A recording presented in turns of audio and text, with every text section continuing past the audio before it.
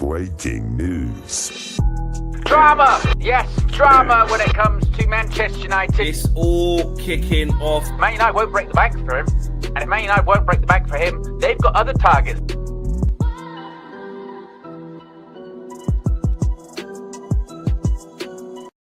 What's going on, guys? Good morning. Welcome back to United View. And Benjamin Sesko, is today the day that the Slovenian striker is going to make his decision about his future when it pertains to a summer transfer move to the Premier League? Big developing news last night that Newcastle United have come back in with an improved second bid for the RB Leipzig striker, this time worth a total of 90 million euros. Manchester United, meanwhile, still yet to place a formal bid, but they are reaffirming to both Sesko and Leipzig, we will put a bid in, but that's if Sesko says he wants to come to Old Trafford. He wants to move to the Theatre of Dreams. But that means United and Sesko are in this weird standoff position where Sesko's like, well, I'll say I want to go to you if you put a bid in, if you signal your intent with Leipzig that you're going to actually put a bid in for me. Whereas Manchester United are saying, we'll only put a bid in for you if you tell everyone else, similar to Brian Mbeumo, similar to Matheus Cunha, I only want to go to Manchester United. That is our bargaining chip. The question is, as time continues to run out in the chase for the striker in this transfer window, where is Sesko going to decide? Is he going to decide to go to the northeast, or is he going to decide to go to the northwest? Is time ticking out? Is today the day that Sesko decides? Let me know your thoughts on how you think this is going to go, where it's going to go. And 90 million euros? Is that really how much Manchester United should be spending on Benjamin Sesko, or should we go to someone else? Who is that even person going to be? Let me know your thoughts about it. As always, this is the Transfer View, where we discuss Manchester United transfers, rumours, and everything else in between. Be sure to smash a like on the like button. Be sure to subscribe. Already, we've got close to 500 people watching, nearly at 100 likes. So let's click the like button. It's going to be a big show. It's going to be a big show, folks. And as you can see in the top right-hand corner, as it moves right there, we are less than 900 subscribers to go until 200,000. Yes, 200K. 200K. It's real. It's real. It's on the horizon. What would they say? What would Eubank say if said 200,000? Oh. You better watch out because we are come for you. That's right. Exactly. And what do we want to see on that subscriber count right there? Rastafari, lick him up, Rastaf, lick him up. Yes, that's exactly what we want to see. I can see people in the chat already getting their thoughts out there, putting their points across. Tabra saying, do a Craig David and walk away. Compost is talking about it in pounds, which we're going to talk about in just a second. All Elite says, no way he's coming to United. If anything, we won't pay that amount, nor should we. What else have we got here? PJ says, weird standoff. Don't think he's coming. Motto says, goodbye, Sesko. Your loss, 75 max. Jamie says, morning, Owen. Good morning, Jamie. Hope you're doing well, my friend. A simple noob, come on, says, good morning, Owen. Good morning to you. What a name that is. What else are people in here? Kaz says, morning, all. Everyone's getting their points in. Everyone's getting their points in this morning. Ozone says, it's going to be a last day desperation bid for Ollie Watkins. Maybe that one's going to be back to where Manchester United are going to have to go for this one, because is it spiraling out of control? That's also a point. Steffi Jenks is in there, says, good morning. Let's talk about it. Let's talk about Sesko and this one. Actually, let's look at that transfer view. We might have to change that sidebar. Everyone's moved at this point, haven't they? Everyone's moved in this transfer window. At least we got some of the transfers right. Right, let's talk about Benjamin Sesko, because this is all everyone's talking about right now. We found ourselves in another saga, folks. We found ourselves in another transfer race, this time of Newcastle, this time for Benjamin Sesko. So it's quite a lot happened last night. Very much quite a lot happened last night. David Ornstein, we logged on to Ornhub late. It was a late Monday treat. It said Newcastle have made an improved bid for Benjamin Sesko. The offer is now worth at least 80 million euro after positive talks between the club and the player. Nothing is agreed to, but Leipzig reportedly, according to Ornstein, are now favouring Newcastle. And critically, Manchester United still haven't made an offer yet. this is the second bid from the Magpies. Manchester United haven't even put a formal bid across to RB Leipzig at this point. So Newcastle very much ahead, not only in terms of Leipzig, they're favouring them, not only in terms of they're more willing to pay what Leipzig want, but also they've actually put some bids in. Now, Craig Hope, who is really tier one when it comes to all things Newcastle, from the Daily Mail, said last night in an exclusive that Newcastle were pushing hard to agree this deal with Leipzig for Benjamin Sesko after encouragement yesterday that he wants to join. Now, critically there, it's not known what Sesko's camp have communicated to Manchester United, and all outcomes remain possible. But Newcastle are moving quickly because what Newcastle have got on their side is money, and they've got the element of speed. Whereas Manchester United don't necessarily have money, but they do have the element of maybe he's leaning more towards Manchester United would be more attracted to him rather than Newcastle. It continues. Craig Hope is saying that now it is expected that tomorrow, that being today, Tuesday, the 5th of August, that Benjamin Sesko will make his decision about where he wants to go. And I suppose when it comes to that, that means if it's Newcastle, it can be done really, really quickly. They've got the money. If it's Manchester United, then Newcastle, I guess, drop out. We do the back and forth thing for like 4 or 5 weeks as per Manchester United's usual transfer business. From Richard Romano with a lengthy statement on his video last night on YouTube, he said, as of tonight, that being Monday, Benjamin Sesko has still not decided what he wants to do. He's taking his time and assessing all of the options, Newcastle and Manchester United. Newcastle will give Sesko the salary that he wants. They are prepared to pay whatever it takes. Newcastle are showing that to Leipzig with facts now of 90 million euro on the table. We are giving you, Sesko, what you want. Now you have to decide. This is the message from Newcastle. Newcastle don't want another situation like Ekitike and Pedro, where they miss out on a player in a race. They want a decision soon and will not wait too many days. As of tonight, RB Leipzig have not accepted the bid from Newcastle because it will be Benjamin Sesko that will dictate the story. But Newcastle are playing hard. Manchester United reacted by telling RB Leipzig again in a verbal contact that they are aware of the bid, but they will also bid for Sesko if he decides to come to us, which is, like I said, is this weird now standoff you have between Manchester United and Leipzig / Sesko, which is we'll bid when Sesko says he wants to come to us, and Sesko's like, well, I'll say I want to come to you when you actually place a bid, because I don't know if you're going to place a bid. That's kind of this weird standoff that both parties are in. And now we have this weird deadline, which Ben Jacobs talks about here. This 48-hour deadline for resolution set on Monday morning remains. Newcastle are pushing for clarity and forcing both Sesko to decide, and indirectly, and I guess this is part of Newcastle's plan as well, is put up or shut up. Stop saying you're willing to bid. If you want to bid, bid. If you don't, walk away, because we're going to push forward even more with this deal as well. Now, reports from Germany come from our good friend Florian Plettenberg, says that understand Newcastle are now offering 80 plus million euros plus this 10 million euro in add-ons for Benjamin Sesko.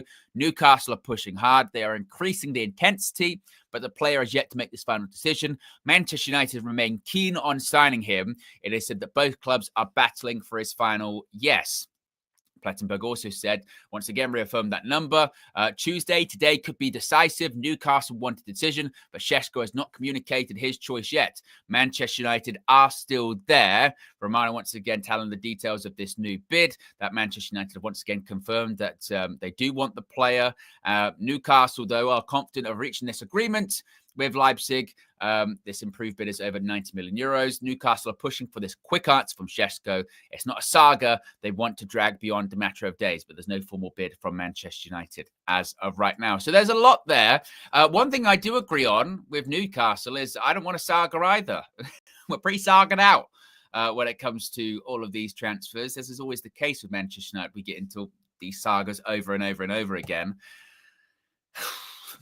I mean, this really does go one way and then the other, doesn't it? A couple of weeks ago, I was sitting in this very, I don't know if it's very chair, I don't know if I have my new chair, which I love. I don't know if I had my new chair by that point, but on this very show saying that I didn't think we were going to get Sesko. I felt like the cost was going to be too much. I wasn't sure he was the right profile that we were looking for anyway. I felt that there was a lot of risk attached to this deal. And then last week, it looked like we were going to get him. You know, there was a couple of days there where it was It was Watkins or Sesko were the final two names on the list, wasn't it? These are the last two names on the list.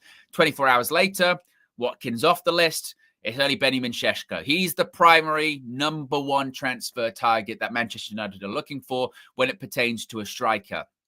So you go, right, when Manchester United usually make their decision, they do their usual thing, which is 1 bid rejected, 2 bid rejected, 3 bid usually accepted or rejected, 4th bid done out on the pitch at Old Trafford.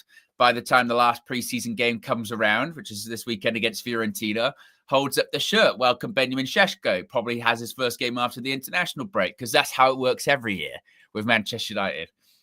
And then once Newcastle then started putting these bids in, you went, oh, that's something, isn't it? That's something. But he still wants United, because we'd heard last week that really he chose Manchester United. That was his preference. That was really his preference. But then over the last few days, for me, it feels like Manchester United, to be honest with you, are probably stalling for time. That's what they're doing. Because if you look at how things lined up last week, so they decided they wanted Sesko. Okay, we're going to Watkins, Sesko, pros, cons. Right, let's go Sesko. But we need to sell some players first. We need to get rid of Anthony. We need to get rid of Jadon Sancho. We need to get rid of Alejandro Garnacho. But because of all the Newcastle stuff, putting that bid in and pushing quite hard, they went, damn, we thought that was going to drag out a little bit longer. What we need to do, we need to say to Sesko, we need to remind him, and actually RB Leipzig, we need to go, hey, we're interested in you. We will put a bid in. We just need to get the money. We need to get a bit extra in. We will. And what you need to do is you need to do what Brian Mbeumo and Matheus Cunha did. You need to say to us, I don't want to go anywhere else but Manchester United. I want to go to Manchester United. I don't want to go anywhere else. Newcastle, you can put a bid in. It doesn't matter. A bit like Spurs with Mbeumo. Oh, yeah, we're interested in... I don't care. Not listening. Thomas Frank, you're a manager at Brentford. I know you're a manager now at Spurs. Not interested. Only want Manchester United. So he goes to his club, goes to Leipzig. I only want to go to Manchester United. That's it. And then Leipzig have to figure it out. And Leipzig have to go, okay, well, if he only wants to go United, then we have to do this. Fine. But the problem is Sesko at the moment hasn't done that. And they don't know if he's going to do that. And I suppose the issue when you use that card, you're going, right, say you only want to go to Manchester United, sometimes it won't work. It still is a draw. That's been established, still saying, but with Manchester United, still works. Doesn't work all of the time, though. Doesn't work like it used to 10, 15 years ago, but with Manchester United, because 10, 15 years ago, you go, we're Manchester United, people go, right, all right, I'll go to Old Trafford, I'll win a Premier League. Thank you very much. Now, that card isn't as strong as it used to be, but it still works. It still does work, but not as much. Not as much. On top of that, when it comes to, there are other factors, financial ones as well. When it comes to, they can give Sesko the salary that he wants. Is United willing to do that? Maybe not. When it comes to what Leipzig want in terms of finances, Newcastle will go into Leipzig. Look, they're playing the game of, well, if we please Leipzig can put pressure on Sesko, even if Sesko is leaning more towards United, but they go, look, Newcastle, it's the best deal you like Leipzig, right? You've been here a few years. We took you in as a young player, and you want to get the best deal for the club. You want to leave it in a good position. You care about the club, don't you? Because if you care about the club, you want to get the best deal financially for the club as well. Put the pressure on that way. That's why Newcastle are being nice to Leipzig too. And I know that Manchester United put out, to journalists saying, well, we don't need to sell to buy. But then reports come out not long afterwards talking about us still needing to sell players. So I kind of go, I don't know about that. Because it then kind of came out with, Man United, we don't need to sell to buy Benjamin Sesko. We can buy him right now. We could put a bid in for Benjamin Sesko with the knowledge that those players are going to be sold in this window. i.e., if we buy we could buy Benjamin Sesko right now with knowledge that we were going to sell Rasmus Højlund for 30, 40 million pounds. They're going to, as long as that happens, I don't think Man United, and it probably says quite a lot about these exits as well, doesn't it? It probably says quite a lot about these exits in that they go, well, maybe those exits aren't actually as far down the line as we would have hoped they would have been. If, let's say, there's a little bit on Alejandro Garnacho this morning, once again talking to Chelsea, but things aren't really beyond sort of personal terms. If this Garnacho to Chelsea thing was quite far down the line, and Man United were relatively confident that Chelsea were going to pay 40, 50 million pounds for Alejandro Garnacho, they would have absolutely put in a bid at this point for Sesko. This would be a lot more advanced on your Manchester United side than it is at the moment. Because they'd be like, well, we know we're getting money. We know we're getting money. So it's cool. It's fine. We budgeted around, was it 30 million-ish for Liam Delap earlier this window when it didn't happen. So there's still about 30, maybe that little bit extra from the Rashford loan now. We're saving, was it 12 million pounds-ish, 12, 15 million pounds? So you could make an argument for sort of around 40 million pounds, but that's not enough to get Sesko at the moment. But if they sell someone else, then they can. Then they can put in that offer. So I think Manchester United are trying to buy time. I think they're trying to stall. I think they're trying to get Sesko to commit to the Manchester United project, and then by proxy, that eliminates any competition. Then they don't get into a bidding war. Then they have a straight run at him. Then they have time. They have time. What Manchester United don't have as of right now is a lot of time. If they've got time, and it's a foregone conclusion, well, if he's going to go anyway, he's going to go to United, like Cunha and Mbeumo, then they can control that situation. As of right now, I don't think they can control it. And then you get into the part of, with Sesko, when we were doing the pros and cons last week, those cons, those negatives, they get even bigger, don't they, when you're talking about 90 million euros? Because we're now in a situation whereby if Newcastle have offered 90 million, so 80 plus 10, which is around, I think, 72-ish million pounds, around 72 million pounds-ish, then, and Leipzig, even if Leipzig reject this offer, Manchester United would have to seemingly get close to that. And are we willing to pay a total package of 72 million pounds for Benjamin Sesko?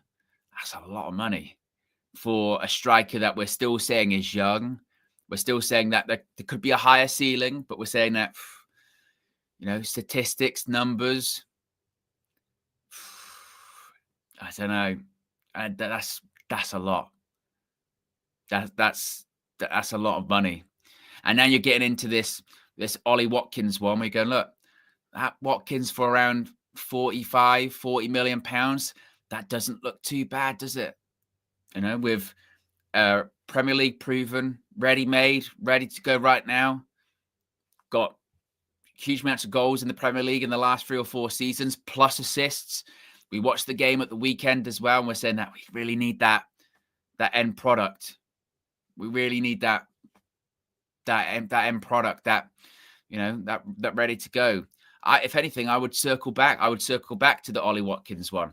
Now, maybe, and this was kind of what James was alluding to last night on the red carpet, where he was saying that maybe Manchester United have already done that, because he kind of spoke of it. I did think it was quite interesting for what he was saying last night on the red carpet, where he sort of said this Sesko one, in terms of it going up the priority list, has somewhat come out of nowhere.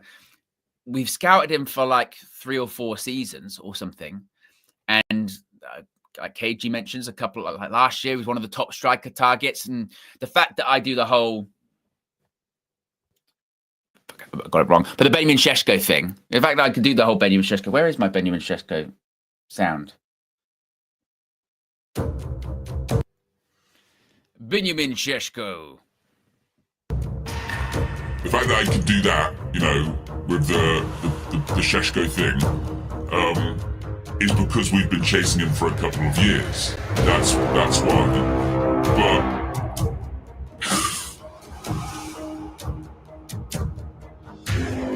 I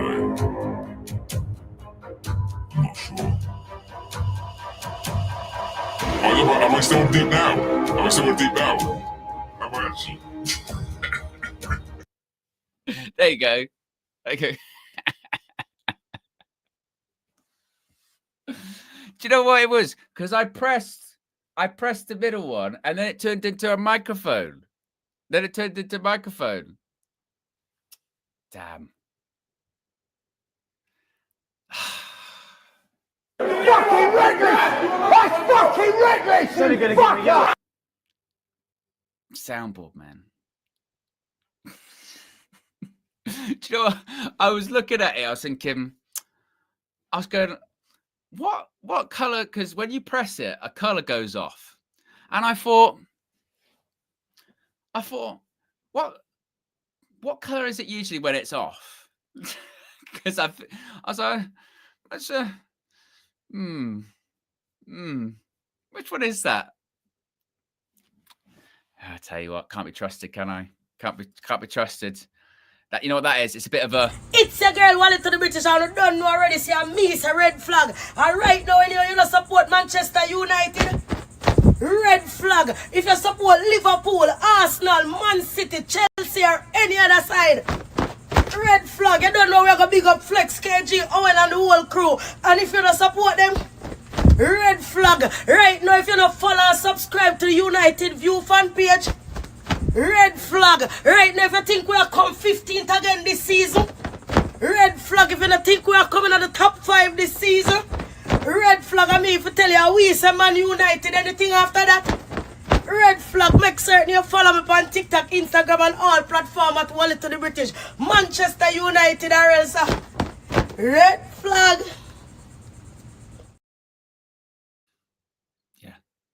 Yeah, exactly. Yeah, exactly. It's exactly what it is. I agree. Red Baron with a super chat says, I think we're missing the forest through the trees. No matter how many players/managers we deem as the problem, unfortunately, the toxicity from the Glazers will always remain. The virus spreads. Well, that is very true as well. Shut down the channel, mate. Red Baron says, Watkins for 40 million. Dream on. Well, the suggestion was, wasn't it, that Manchester United would, if they could get Watkins, would be about, 40 or 50 million. 50's too high for me, but might have to look at other options. Speaking of which, one of those options might be Nicholas Jackson. We'll talk about him in just a second. We've got nearly 1,200 people watching, so if you haven't already clicked the like button, we are at 262 likes. So see if we can get to 500, folks. 500. And a reminder, as you just saw in the sidebar there, I'll take it back. Boom. Saturday, final game of pre-season. Because it is Manchester United versus Fiorentina. David De Gea returns to Old Trafford. It's not a testimonial. It's a friendly, but I'm assuming he's going to play. And it's the final game of pre-season. It's a 12:45 p.m. kickoff. So, of course, I'll be live 2 hours before kickoff, as per usual, on the Match View at 10:45 a.m. Yes, finally. Do you know what? When I was making that this morning and I saw that it said 10:45 a.m., I'm so, spaced out when it comes to these match times and stuff that I was like, oh, that's early. I was like, oh, I could be live quite early in the morning. It's like, it's normal.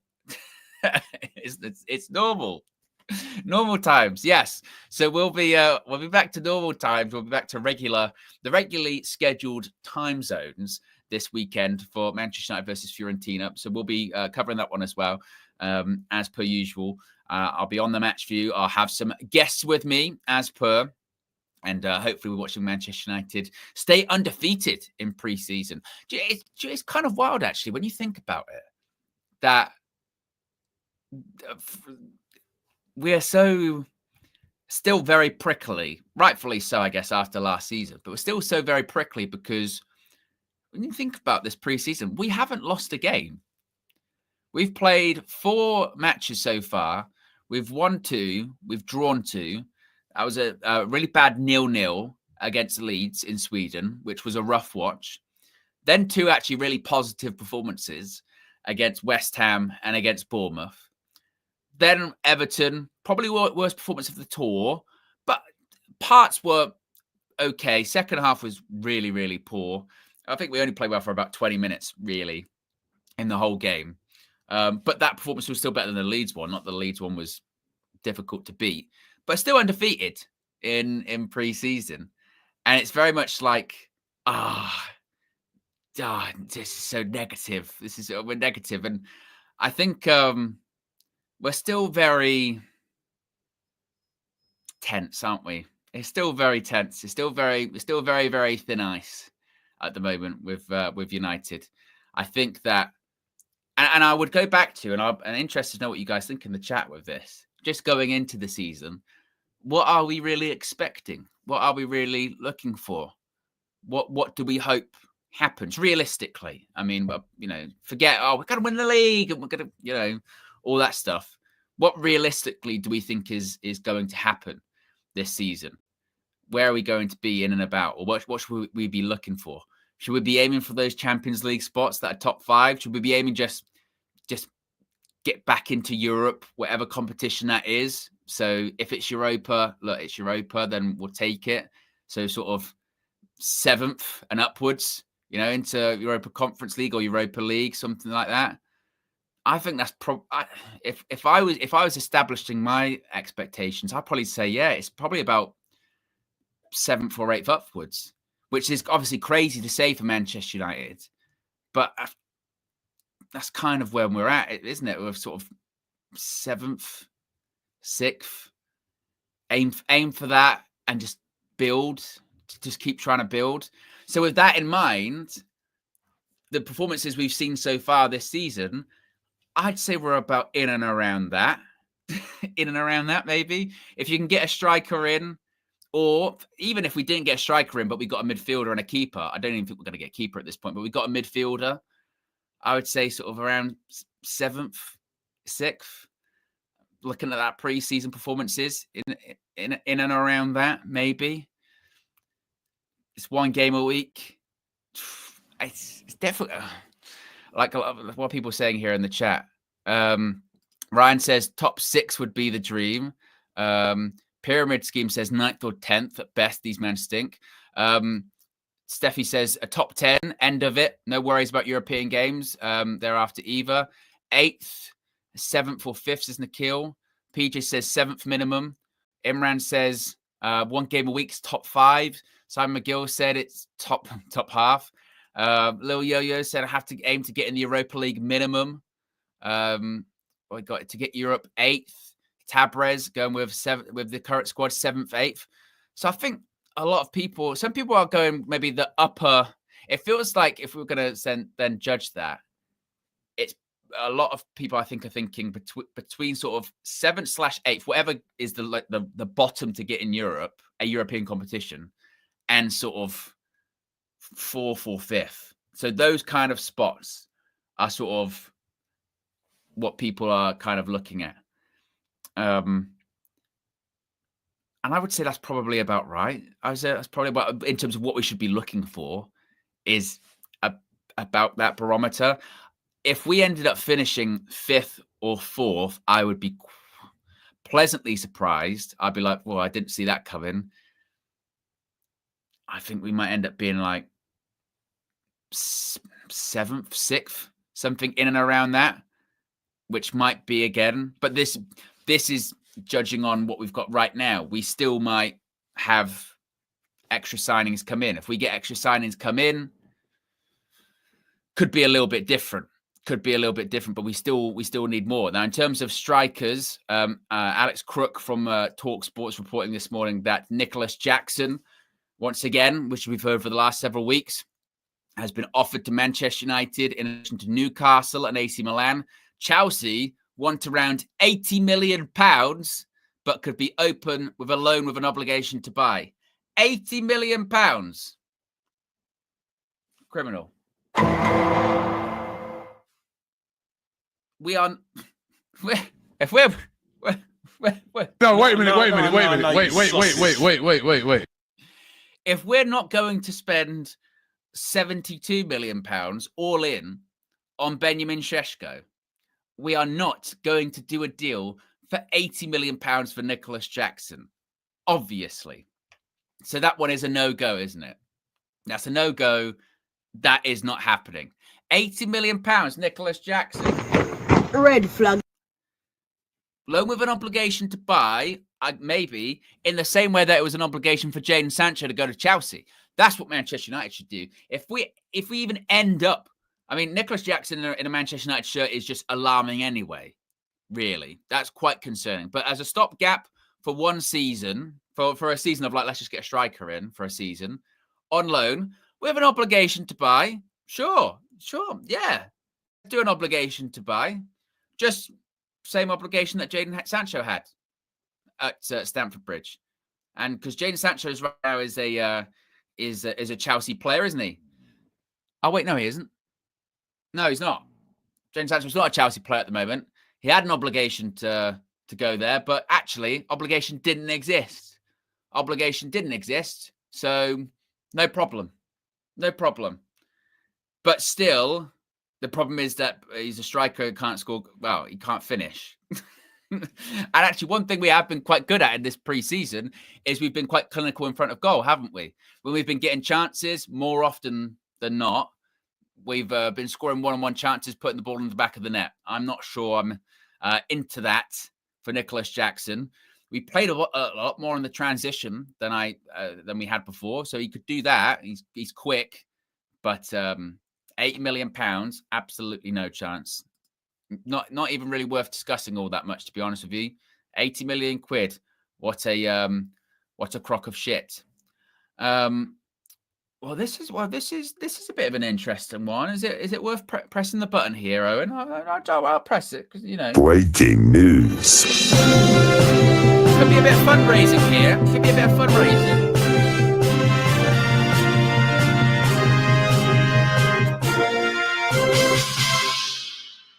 Now, interestingly, Ben Jacobs has just posted, and when it comes to all things Saudi, he's very much in the know. Say what you want about Ben Jacobs, about other aspects or whatever, but with Saudi sources, he's very, very good. He has said that Al Nassr have made a recent inquiry on Marseille striker Mason Greenwood. Now, Marseille don't want to sell, and now it's unclear if Al Nassr will persist or whether Greenwood is even open with a move to Saudi. But how this factors into Manchester United, of course, is any sale now or in future windows hands Manchester United a 50% sell-on clause. Whatever fee Mason Greenwood is sold for, Manchester United get half of.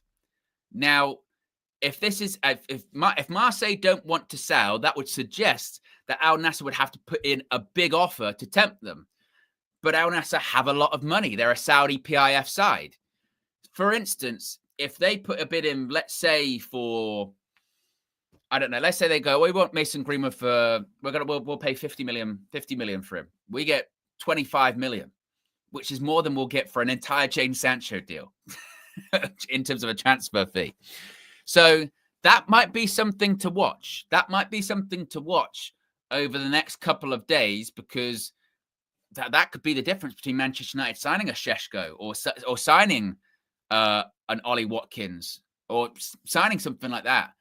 And Greenwood, of course, is still young. Obviously, there's still baggage there to an extent, but he's had a very good season with Marseille.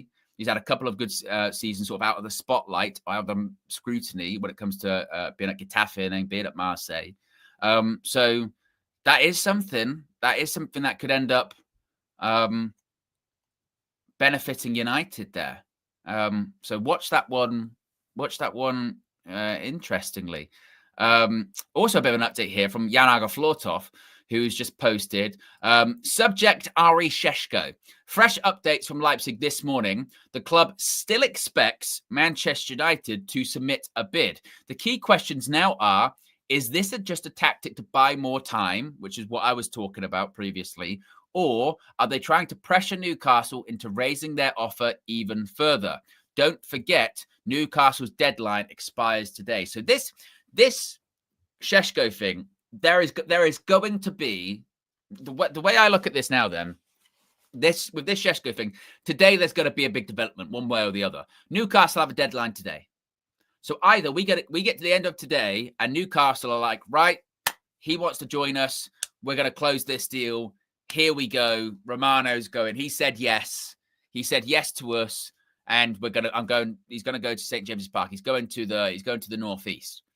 Or the development is today that Sesko still hasn't decided and the deadline's passed or anything like that.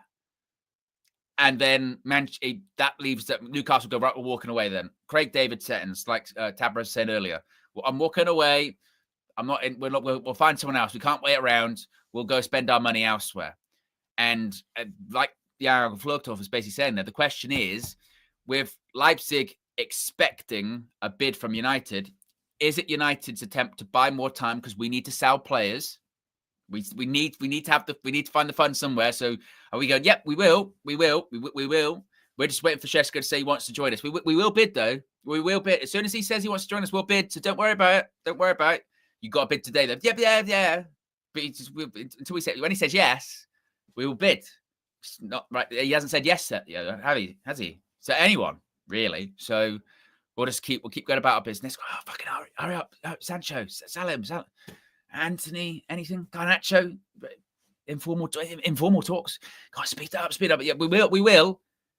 I'm telling you, we will put a bid in. Come on. We're just making sure we're counting the money now in pennies. 1 million and 1 million and 2, 1 million. Give us a minute. 1 million and 3. 1 million. It's going to take a couple of days to count all the money out. Something like that.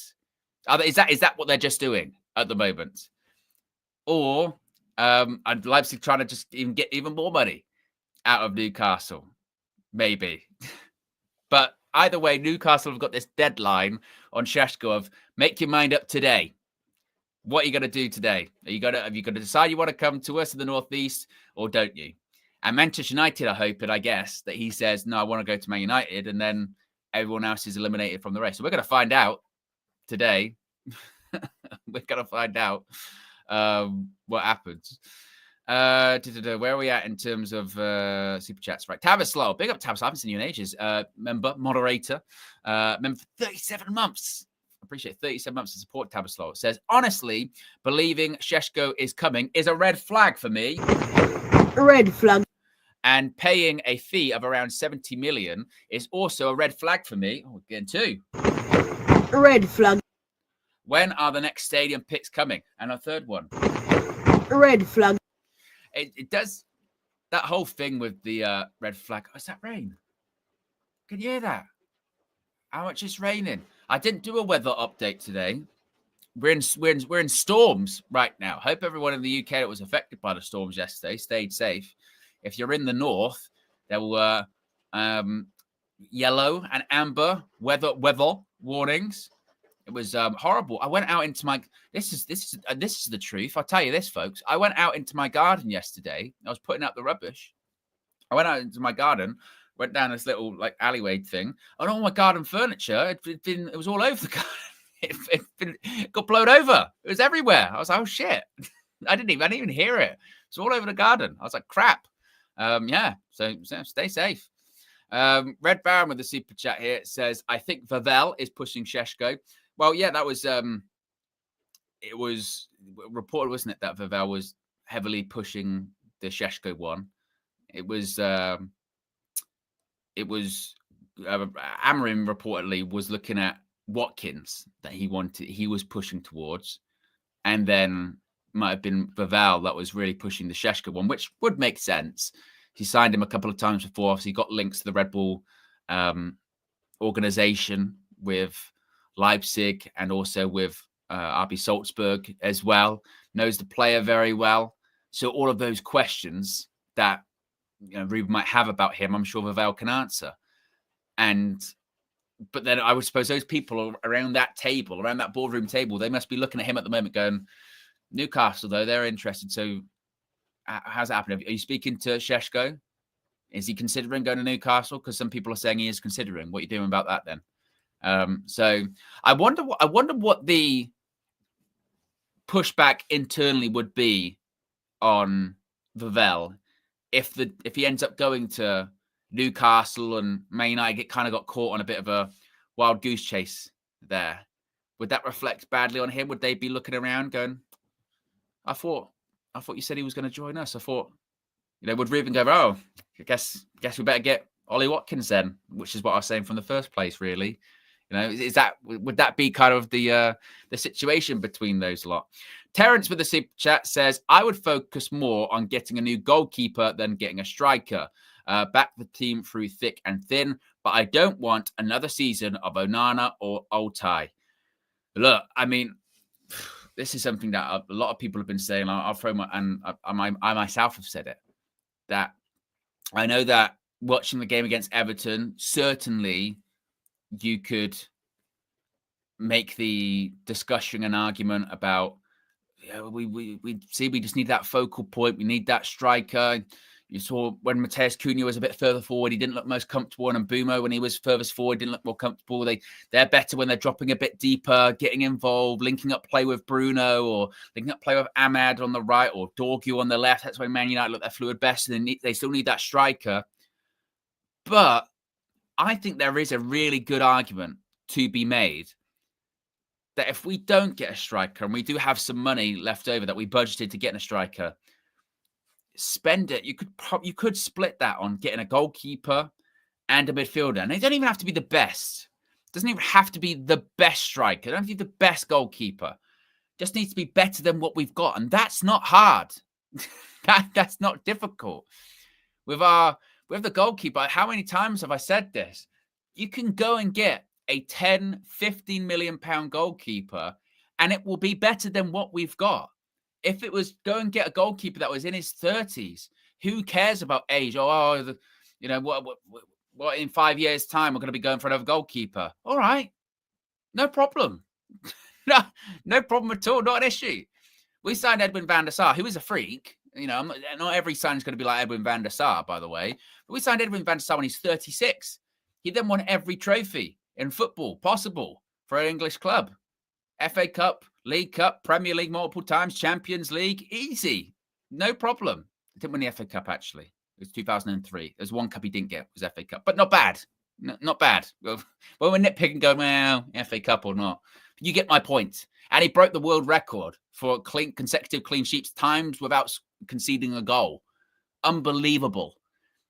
So you can go get a goalkeeper for 10 million, 50 million. That can be more than enough than we need this season. I mean, we're not even sort of like bullshitting here. When I see it in the chat there, Kay says it here. Tom Heaton is good, better than Onana. But that's legitimate. If Tom Heaton, who is 39 years old, is starting against Arsenal on the first day of the season, I'll be like, I tell you what, I'm happy with that. I'll take that as opposed to Onana or Bayindir playing in goal. That's how bad that position is. So just find anyone. Find anyone. That's better than what we've got. And then in terms of the midfield, once again, doesn't have to be a world-class player. Just someone that's neat and tidy on the ball. Just got a bit about them, technically. Can progress the ball further forward. Like I said, doesn't have to be 22 years old and in 5 years' time competing for the Ballon d'Or or anything. Just neat and tidy. Someone neat and tidy can pick up the ball, play it forward, doesn't lose it, just keeps it ticking. Just do that. Can we find that? Can we find anyone like that?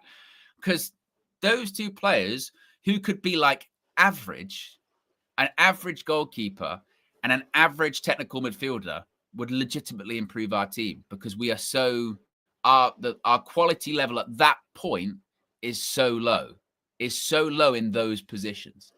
So, and I don't know. It does concern me. It really does concern me that that as we get closer to the beginning of the season, particularly the goalkeeping stuff, that's just disappeared, hasn't it? There's obviously all the stuff about the striker and Sesko, and all of the stuff about midfielders. Because it's not, to be fair, we are still, I think, in the transfer deal sheet with the Athletic this morning, it was still reported that United are looking for a midfielder and they're hoping to get a midfielder, this, that, and the other. But it kind of feels like the whole goalkeeping thing we gave up on, because we're like, oh no, he's going to be fit for the start of the season, and Bayindir could be there as well.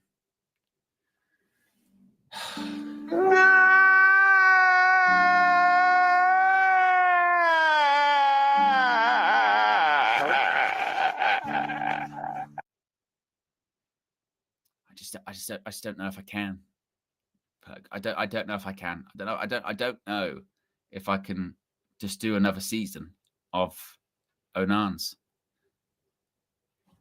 And I said, look, I'm not gonna get angry at him, because at this point, it's not Onana's fault.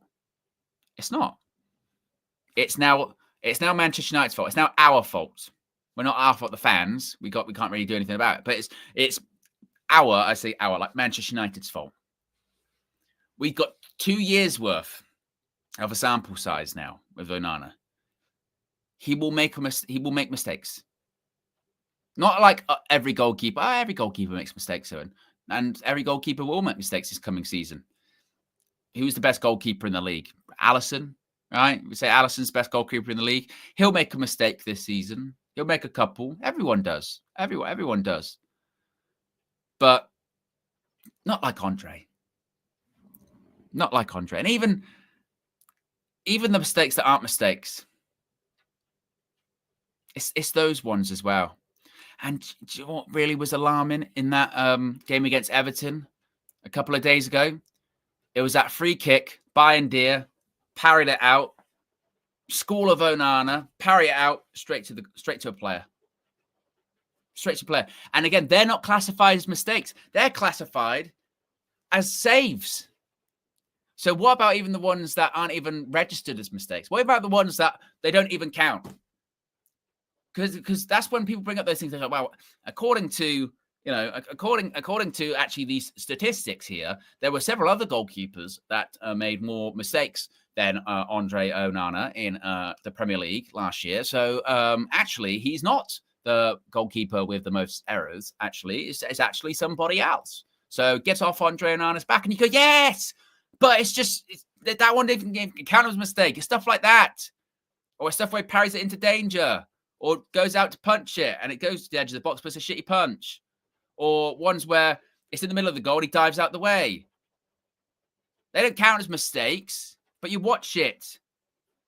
And on top of that, it's about just the energy. It's about the nervousness, the uncertainty that it breeds among the back four. Or it breeds among just the entire team.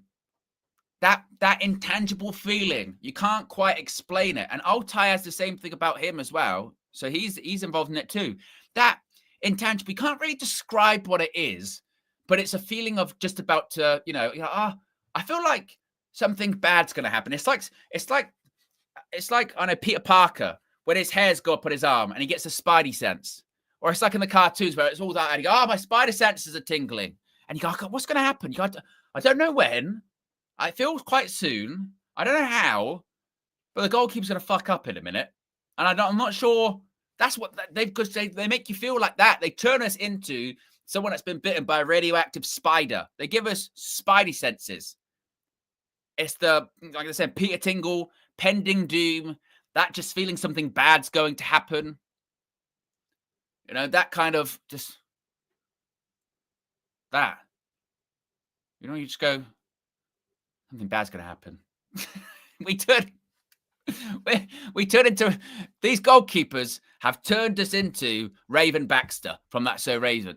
Literally, I've had a vision. What? Onana's going to parry it out. Or I've had a vision. What? Bayern's going to concede from a corner.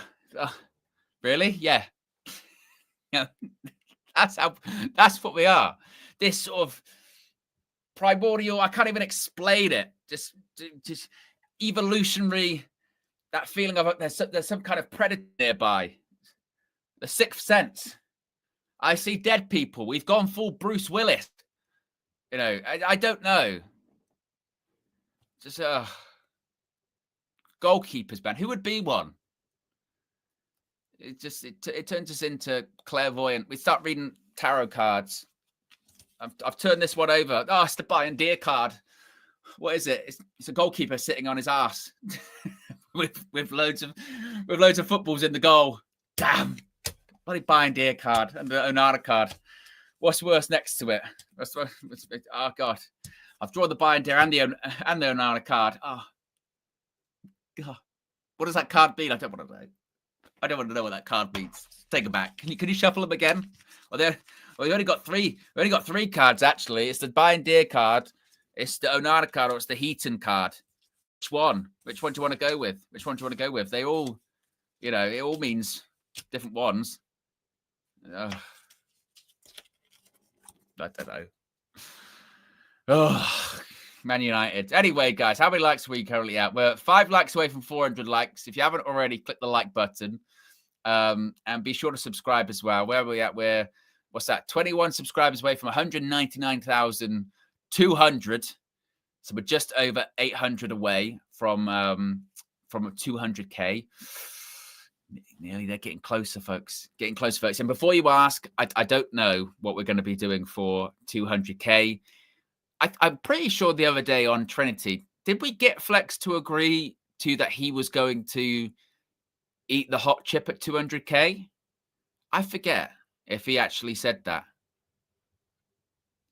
I forget if he committed, but I know he's got the chip and it's on his desk and he's back in the UK today. I think he flew back yesterday evening / last night. So I think he's back in the UK now. So I think he should be back on the transfer view tomorrow, which is cool. I don't know if Flex and KG show tonight. I mean, I think KG's probably flying back tonight, maybe. So that one might have to come later on. That one might have to come maybe like tomorrow or the day after as we get closer. But of course, like I said, we'll be building up to the game at the weekend. There'll be a live Trinity Friday. Saturday, of course, there'll be a match view. Sunday, there'll probably be a full view as well, which will be good. So we're kind of back to normal now. The USA tour has ended. Season starts, folks. I was thinking this last night when I was laying my head on my pillow in my bed and I shut my eyes. You think about lots of things, don't you, before you fall asleep? And I thought to myself, I tell you what, season starts next weekend. Season starts. Premier League football's back next weekend, not this coming weekend, weekend after. I thought, shit, creeps up on you, doesn't it? Creeps up on you very quickly. So, yeah, not long to go at all, folks. We've got one more match to go, which is this Saturday, which we'll be live for. And then, yeah, Premier League season starts. Not long to go. Better get ourselves ready, better we? Better get ourselves ready for that one. Good grief. Papa J says, and UV still has 2022 preseason on the main homepage of the channel. Shouldn't it be 25? Let's have a look. We'll do this when we're live. In terms of what, like a playlist? Is that what you mean? Because if that's what you mean, I'll change it. To be honest, there are not many people like scroll all the way down. That's KG show. Ben Bozzoli. Oh yeah, right at the bottom. Right at the bottom. But I mean, yeah. It's underneath episodes of Raw.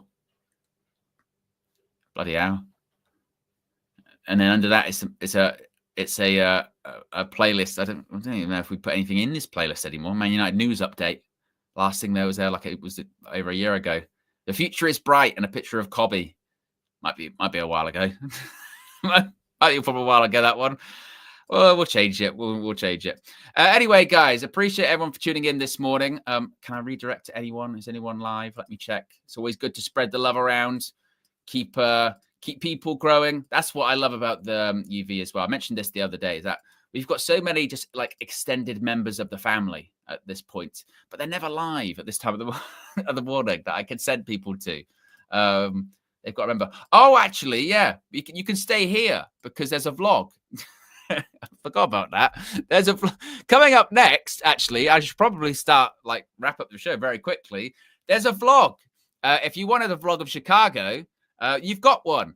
You can see what Flex, KG, and Just Josh Media were up to in Chicago as well. All Elite says Stevie Wonder has better vision than our goalkeeper and scouts. Pretty superstitious.